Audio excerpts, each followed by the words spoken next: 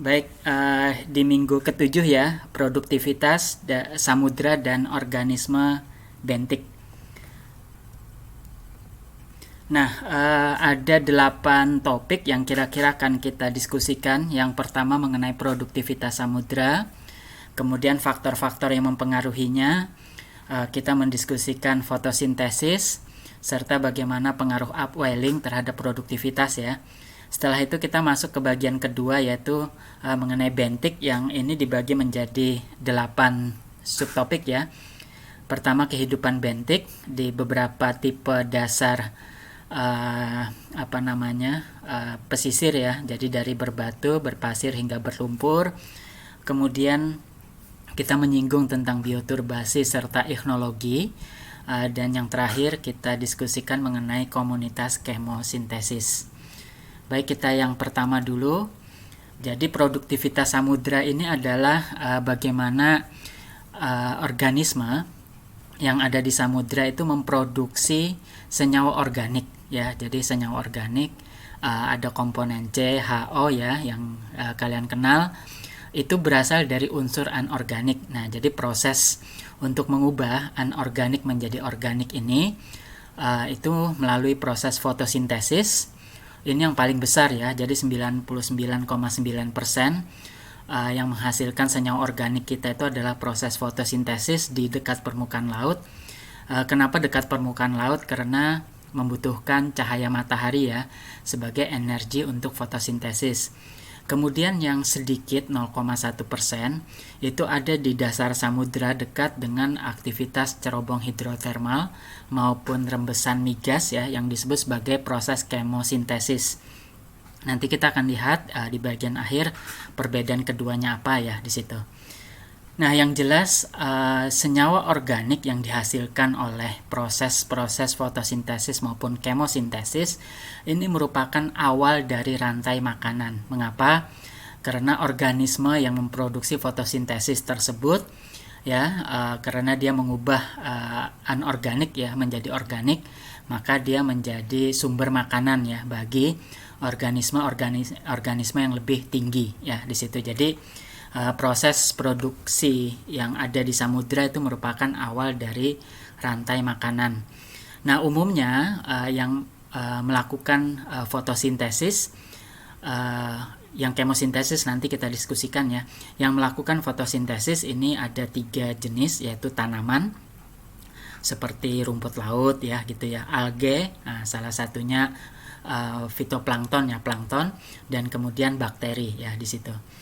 Nah, plankton atau khususnya fitoplankton ini merupakan produsen terbesar, jadi dialah yang memproduksi paling banyak senyawa organik ya di samudra kita. Jadi mungkin yang di kanan bawah ini kalian familiar dari film kartun ya. Tapi yang jelas kalau kita lihat di sini bagaimana fotosintesis itu merupakan awal dari rantai makanan ya. Nah, produktivitas samudra ini penting ya, sehingga dilakukan ada satelit khusus yang mengukur. Mengapa? Karena produktivitas samudra ini awal dari rantai makanan ya, dan terutama kebutuhan manusia akan nutrisi asal laut ya di situ. Itu penting ya. Jadi biasanya keberadaan ikan itu dideteksi dari keberadaan fitoplanktonnya ya di situ. Nah, karena fitoplankton ini menggunakan klorofil ya, klorofil ini pigmen yang berwarna hijau untuk menangkap energi matahari dan mengolahnya dalam fotosintesis, sehingga dengan citra satelit biasanya kalau lautnya berwarna hijau ya, nah itu berarti fitoplanktonnya melimpah. Nah, kalau fitoplankton melimpah karena dia sumber makanan ya, tentunya ikan-ikan juga akan berkumpul di sana. Nah, kalau adik-adik perhatikan di bagian bawah ini, hampir semua fitoplankton itu di daerah pesisir ya di sini. Nah, ada juga yang di bagian tengah samudra, tapi tidak sebanyak yang ada di pesisir ya di sini. Nah, kalau kita lihat tingkatan produksinya ya, yang terbanyak itu di terumbu karang. Makanya terumbu karang ini merupakan wilayah laut yang paling tinggi produktivitas material organik. Makanya terumbu karang ini rumah bagi banyak jenis ikan ya. Nah, yang kedua itu adalah muara sungai, estuarin, delta ya di situ. rata-rata per tahun 1.800 gram ya material organiknya. Nah, kemudian di daerah-daerah pesisir yang mengalami upwelling, dia meningkat lebih banyak daripada daerah pesisir paparan yang tidak mengalami upwelling. Jadi kalau tidak mengalami upwelling itu rata-rata per tahunnya hanya 360 gram per meter ya persegi. Sementara kalau yang upwelling dia meningkat menjadi 500 gram per meter persegi ya per tahun. Nah, sementara yang di tengah laut terbuka ya itu malah lebih rendah ya. Hanya 125 gram per meter persegi. Mengapa lebih rendah nanti akan kita lihat di slide berikutnya. Nah, tingkatan produksi tadi itu dipengaruhi oleh faktor-faktor yang baik itu mendukung maupun membatasi produktivitas samudra kita ya. Yang pertama cahaya matahari, jelas ya karena fotosintesis membutuhkan cahaya matahari. Dan cahaya matahari ini dia di laut lepas itu bisa menembus sampai 100 meter. Sementara kalau daerah pesisir yang banyak sedimennya itu hanya sampai 20 meter ya di situ. Nah, ini yang kita sebut sebagai zona eupotik ya, zona eupotik. Zona di mana cahaya matahari itu bisa memicu fotosintesis. Walaupun cahaya matahari bisa menembus lebih dalam lagi, misalkan ini di laut lepas itu bisa sampai 1 km ya, kedalaman air itu bisa diterangi oleh cahaya matahari, tetapi energinya tidak cukup banyak untuk memicu fotosintesis. Jadi hanya di kedalaman 100 meter teratas sajalah ya yang fotosintesis itu melimpah prosesnya, yaitu zona eupotik ya di situ. Jadi zona eupotik ini adalah zona di mana cahaya matahari ya itu cukup hangat untuk memicu fotosintesis. Di bawah eupotik ini cahaya matahari masih ada ya, tetapi tidak cukup kuat untuk memicu fotosintesis. Nah, faktor kedua adalah nutrisi. Ya, nutrisi ini semuanya berasal dari darat ya, ada nitrogen, ada fosfor, ada besi, ada silika ya di situ. Tapi paling banyak yang terpakai biasanya 2 ya, nitrogen dan fosfor ya di situ. Nah, selain nutrisi, nutrisi ini dibutuhkan oleh fitoplankton ya. Jadi dia wajib ada gitu ya, tetapi porsinya tertentu ya di situ. Nah, karbon, selain nutrisi, karbon ini juga penting. Kenapa? Karena kalau kalian ingat dasar dari senyawa organik itu kan CHO. Nah, C karbon itu penting ya di situ.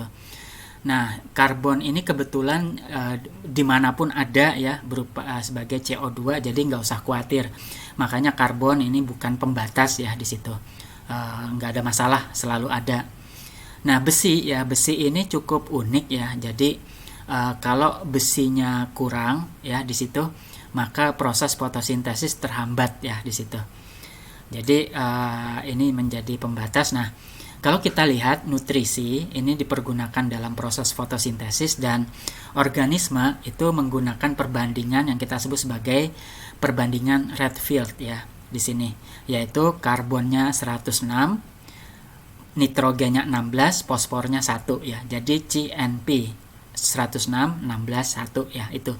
Jadi organisme fotosintesis membutuhkan perbandingan ini ya. Ini rata-ratanya seperti itu. Nah, ini yang disebut sebagai Redfield ratio. Nah, berdasarkan pada 2 faktor tadi, cahaya matahari dan nutrisi, maka kalau kita lihat tadi itu ya di daerah pesisir itu nutrisi berlimpah, tetapi cahaya matahari terbatas ya. Tapi no problem, yang penting nutrisinya banyak, makanya produktivitasnya sangat tinggi. Nah, kalau laut lepas ini cahaya matahari berlimpah, bahkan lebih dalam ya sampai 100 meter zona eupotiknya, tetapi nutrisinya terbatas ya di situ. Jadi plus minusnya ada di situ ya. Nah, kalau kita lihat bagaimana sih proses reaksi kimia fotosintesis ya di situ. Jadi dalam fotosintesis ya, fitoplankton itu membutuhkan air H2O, karbon dioksida CO2. Dari mana karbon dioksida? Dari atmosfer, dari air. Air itu melimpah CO2-nya ya. Kemudian nutrisi. Nah, nutrisinya ini ya tadi ya, nitrat, fosfat ya, besi, silika. Ini yang dipakai.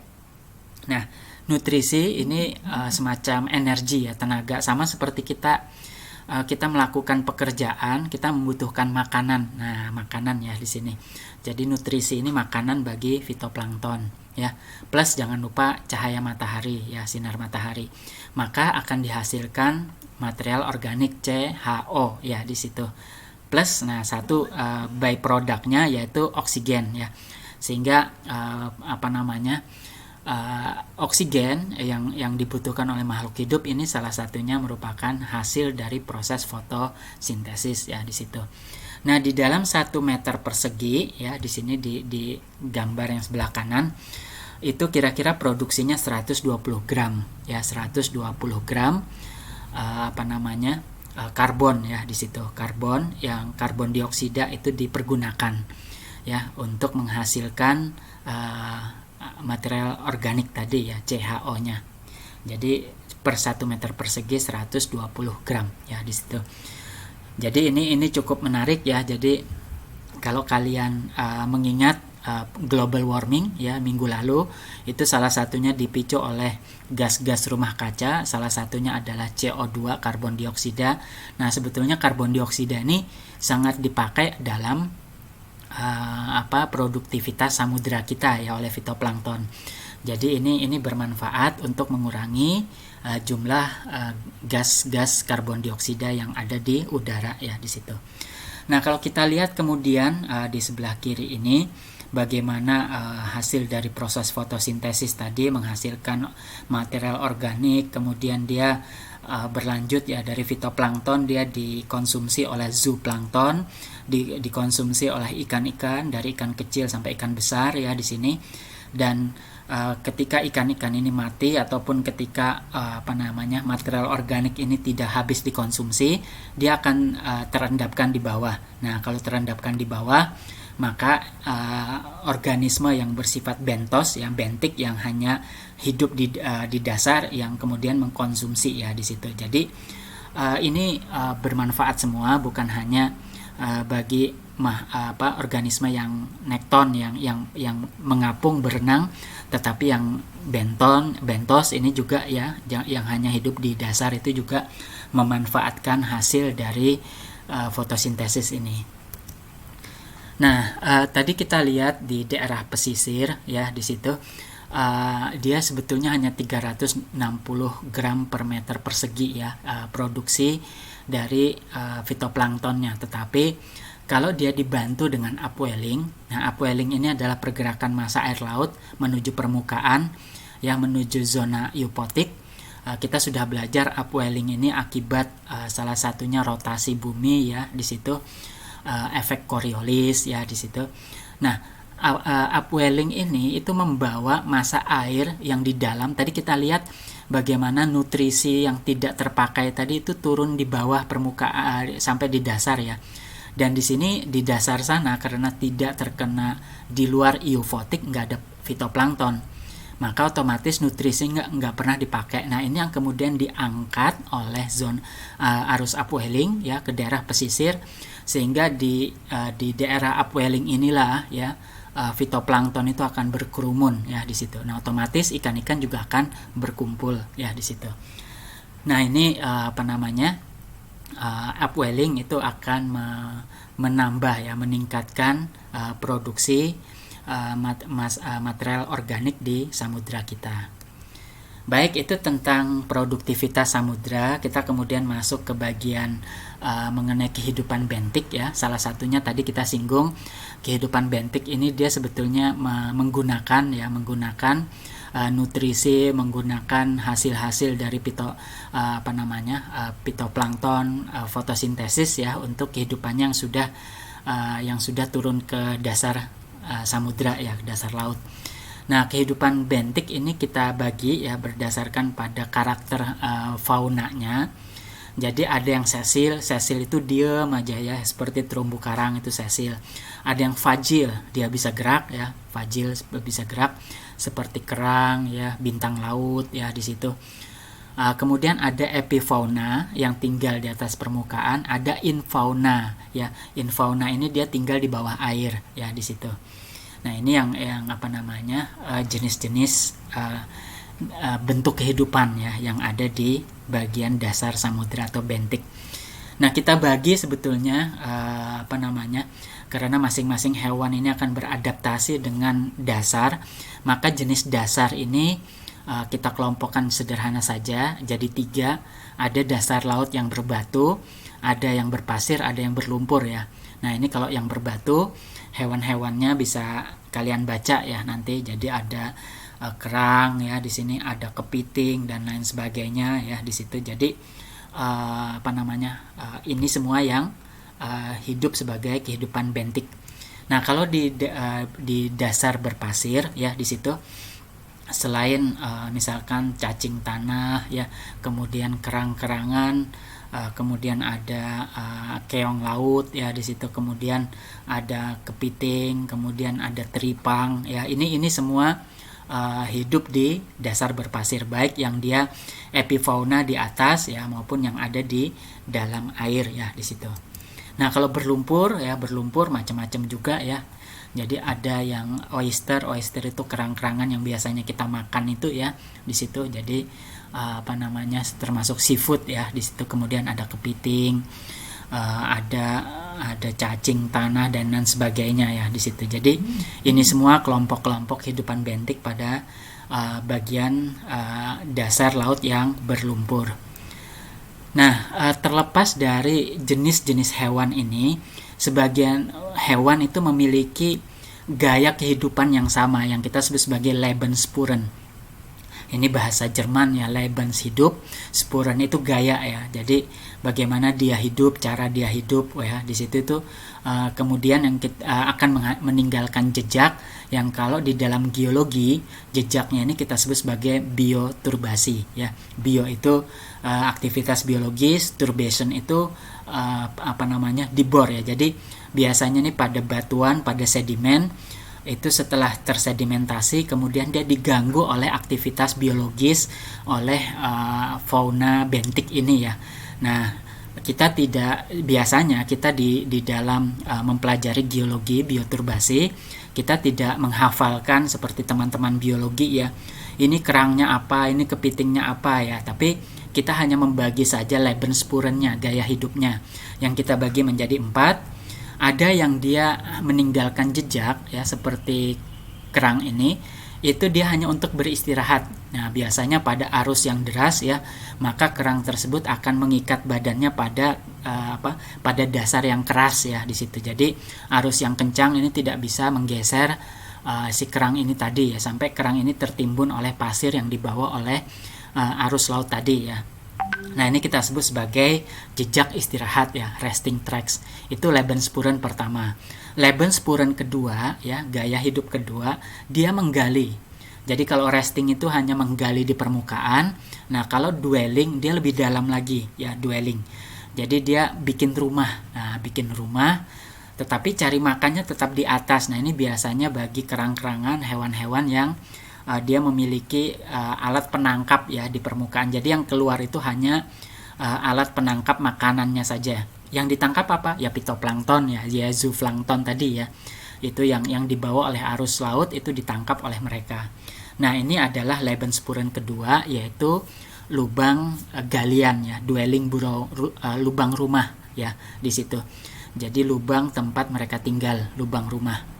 Nah, itu Lebensspuren kedua. Lebensspuren ketiga yaitu, nah ini kalau di permukaan ya, feeding trails. Jadi dia cari makan di permukaan. Nah, ini biasanya kalau di bagian yang berpasir halus atau berlumpur, jadi energinya tidak terlalu tinggi. Mereka bisa cari makan di permukaan ya di situ. Nah, dia akan meninggalkan jejak-jejak, baik jejak dia bekas bergeser ya, crawling trails di sini. Jadi dia merayap dalam cari makanan, crawling trails. Ada juga dia feeding trails ya. Jadi feeding itu dia mencari makan di sini ya, di sini. Dia mencari makan, jejaknya biasanya bekas-bekas di mana dia mengunyah pasir-pasir, lumpur-lumpur yang ada, dia mencari nutrisi dan plankton yang nempel di situ ya, di situ. Nah, itu feeding trail sama crawling trails ya. Nah, ada juga kalau biasanya arusnya terlalu kuat atau memang makanan di permukaan habis, maka fauna yang ada dia akan masuk ke bawah ya. Jadi fauna bentik ini dia tidak lagi di permukaan, tapi dia menggali sampai kedalaman tertentu, biasanya nggak terlalu dalam ya, hanya beberapa puluh sentimeter. Nah ini kita sebut sebagai feeding burrows ya. Jadi lubang mencari makan, feeding burrows ya di situ. Nah ini dia akan meninggalkan lubang-lubang yang saling menyambung ya di situ. Nah, masing-masing gaya hidup, masing-masing Lebensspuren dari resting track, dwelling burrows, crawling, feeding, trail sampai feeding burrows, ini dia akan terekam pada sedimen. Nah, rekaman inilah yang kemudian secara kolektif bersama-sama kita sebut sebagai bioturbasi ya. Jadi batuannya dibor, di perturbation, diganggu oleh aktivitas biologis ya di sini. Nah, jadi macam-macam ya, ada yang crawling aja di permukaan, ada yang dia masuk bikin terowongan di bawah. Yang ini yang kelompok dari feeding burrow tadi ya di situ. Nah, masing-masing ini kemudian diberi nama ya di situ berdasarkan dari bentuknya ya, apakah dia menggali semua ya. Di sini ada yang Thalassinoides, ada Zupikos, ada Chondrites ya. Jadi ini bentuk-bentuk Lebensspuren. Misalkan dia sama-sama feeding burrows. Ya, tapi feeding burrows-nya ada yang bercabang, itu kita sebut sebagai Chondrites. Cabangnya kecil, kalau cabangnya besar-besar Thalassinoides ya di situ. Nah, kalau dia hanya di permukaan saja ya, yang disebut sebagai crawling trails atau crawling trails tadi disebut sebagai Zupikos ya. Nah, ini kolektifnya seperti itu. Ini bukan hewannya ya. Jadi kita bukan bicara fauna bentik ya, tetapi jejaknya saja yang kita kelompokkan ya di situ. Nah, biasanya ya proses dari bioturbasi ini kemudian dia membuka rongga-rongga sehingga proses oksidasi itu berlangsung cukup intens ya. Jadi oksigennya itu cukup intens sampai ke bawah, berbeda dengan lapisan sedimen dasar laut yang tidak memiliki bioturbasi ya. Biasanya dia warnanya gelap semua, tandanya apa? Tidak ada oksigen di sana. Jadi reduktif sekali, dia langsung mengalami diagenesis seperti yang pernah kita pelajari, membentuk besi ya, mangan sampai ke metan di sana. Tapi kalau ada bioturbasi, perhatikan di sebelah gambar sebelah kiri, dia umumnya warnanya cerah ya, cerah. Kenapa? Karena proses bioturbasi ini dia merombak sedimen yang ada sehingga oksigen bisa masuk melalui rongga-rongga bioturbasi tadi ya di situ. Nah, biasanya di dalam kajian bioturbasi ya, di dalam kajian biologi, karena efek bioturbasi ini banyak sekali. Salah satunya dia memberi rongga-rongga sehingga sedimen yang halus itu memiliki permeabilitas ya. Jadi di dalam eksplorasi migas, bioturbasi ini penting sekali ya, karena dia membuka proses permeabilitas ya di situ, faktor permeabilitas. Nah, biasanya kita lihat dari kepadatan bioturbasinya dari 0 sampai 6. Kalau 0 nggak ada bioturbasi sama sekali, kalau 6 itu sedimennya sama sekali dirusak. Jadi kalau sedimennya berlaminasi, laminasinya udah nggak kelihatan sama sekali, habis ya. Tapi kalau di nomor 5, 4 laminasinya masih kelihatan. Tapi kalau 6 laminasinya sudah hilang sehingga seolah-olah masif ya, batuannya masif, nggak ada lapisan, nggak ada laminasi. Itu adalah efek dari bioturbasi tingkat level 6 ya di situ. Bioturbation index-nya 6 ya. Ini bioturbation index ya, BI value.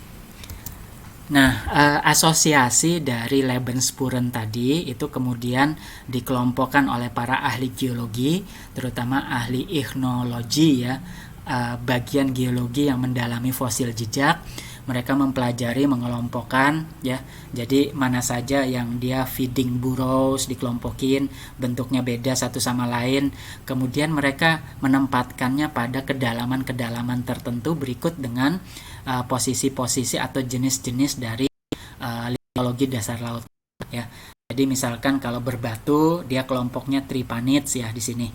Jadi ada yang dia hanya feeding feeding trails, feeding trails seperti nomor 1, nomor 2. Ada juga dia yang burrownya vertikal ya. Kemudian kalau dia bergambut ya, banyak material organik ya, ada yang nomor 6 dia bercabang ya. Di sini ini bentuknya dia horizontal saja, merupakan crawling trail ya. Kemudian ada lagi yang dia vertikal ya. Demikian seterusnya ya, sampai misalkan di bagian yang paling dalam ya di sini. Jadi ada lagi masing-masing nomor ini bisa kalian cek ya di buku-buku literatur.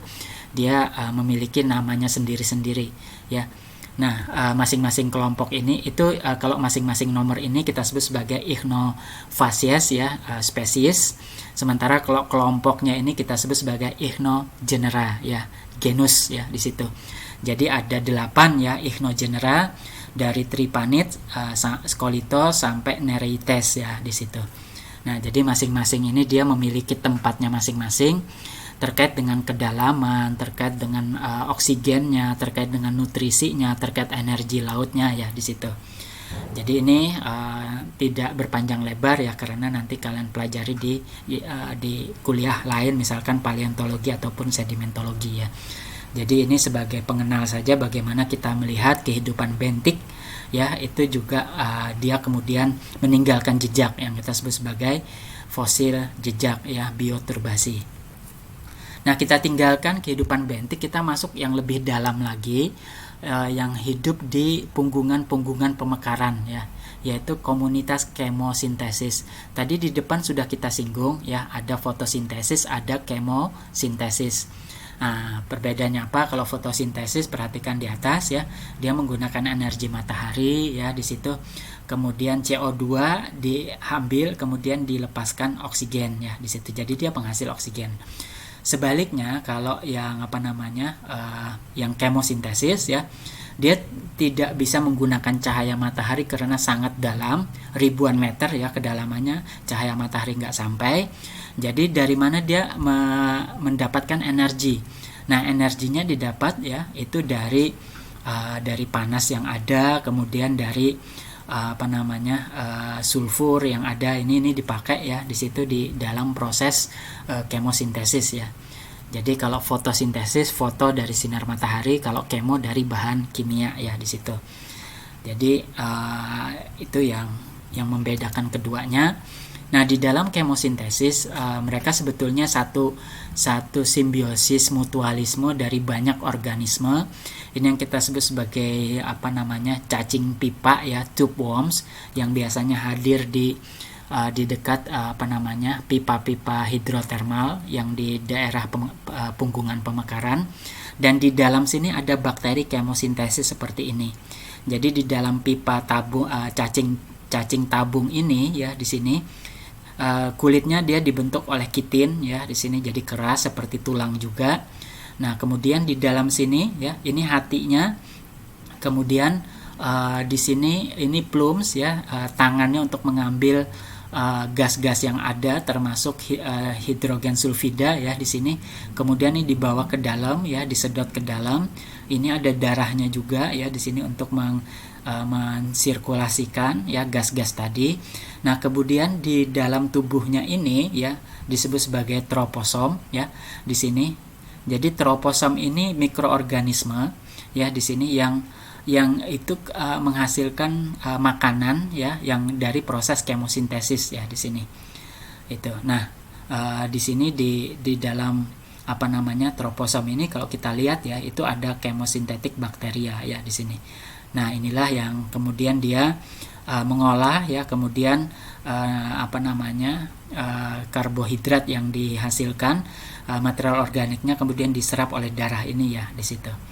Nah, uniknya ini karena cacing pipa ini nggak punya anus ya, jadi kotorannya ditaruh di bagian bawah ya di sini, numpuk dia di situ. Nah, ini kalau ilustrasi para ahli ya, jadi ini pipa-pipa hidrotermal ya, karena panas ya di sini nih cacing-cacing pipanya ya, dia beraktivitas di sini. Juga ada kerang, ada kepiting ya, semuanya nggak perlu mata lagi ya, karena memang nggak ada cahaya di bawah sana. Nah, ini komunitas kemosintesis yang berasosiasi dengan pipa hidrotermal karena panas ya. Kita sebut sebagai hot fans ya. Jadi pipa panas di sini. Chimneysnya, pipanya ini ya, ini disusun oleh CaSO4 FeS ya di sini presipitasi ya, dimana kemudian air ini tersirkulasi membawa FeS, Fs2, CuFs ini terangkat. Nah, kemudian dia turun. Nah, inilah yang diturunkan di dasar laut, inilah yang kemudian diambil oleh organisme kemosintesis tadi ya di situ. Nah, kalau karbon dioksida tadi ya fotosintesis tadi dia karbon dioksida bercampur air ya, kemudian dengan nutrisi dan sinar matahari mengubah menjadi karbohidrat ya di sini, material organik CHO dan oksigen. Nah, tapi kalau yang kemosintesis ya CO2 di mana-mana melimpah ya. Kemudian air ya di situ, ditambah hidrogen sulfida. Hidrogen sulfidanya dari mana? Nah, dari ini tadi ya, chimney-nya ini dari keluar proses hidrotermalnya yang membawa H2S-nya ya di situ. Kemudian juga oksigen ya, oksigennya. Nah, dia akan menghasilkan CHO ya di situ. Jadi menghasilkan karbohidrat juga ya, material organik. Dan kemudian kalau di fotosintesis byproduct-nya, produk sampingannya adalah oksigen. Kalau di dalam kemosintesis, produk sampingannya adalah asam sulfur ya, H2SO4 ya di situ.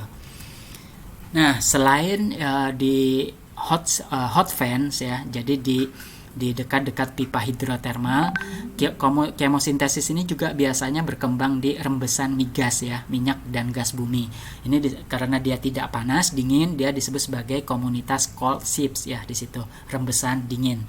Sama saja ya, jadi ada cacing pipa ya, kemudian kerang-kerang, ada kerang yang masuk ya di sini, bioturbasi ke bawah.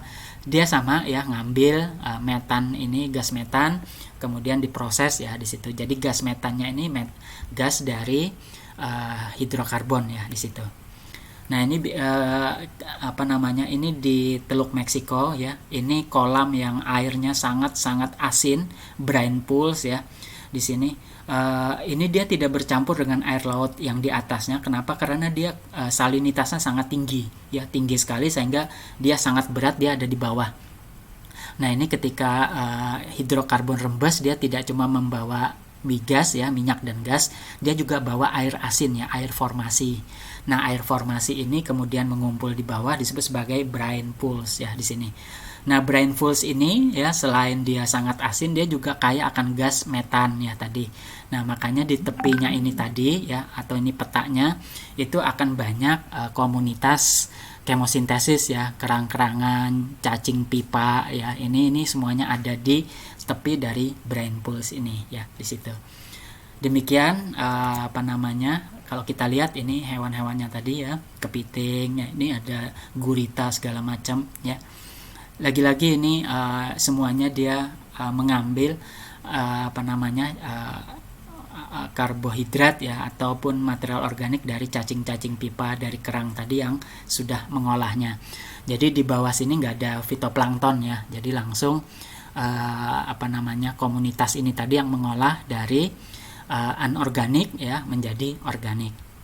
Demikian mudah-mudahan bisa memberi penjelasan ya bagaimana produktivitas di samudra dan bagaimana kemudian organisme itu berkembang dengan memanfaatkan material organik sebagai awal dari rantai makanan. Terima kasih atas perhatiannya ya. Silahkan kalau ada diskusi.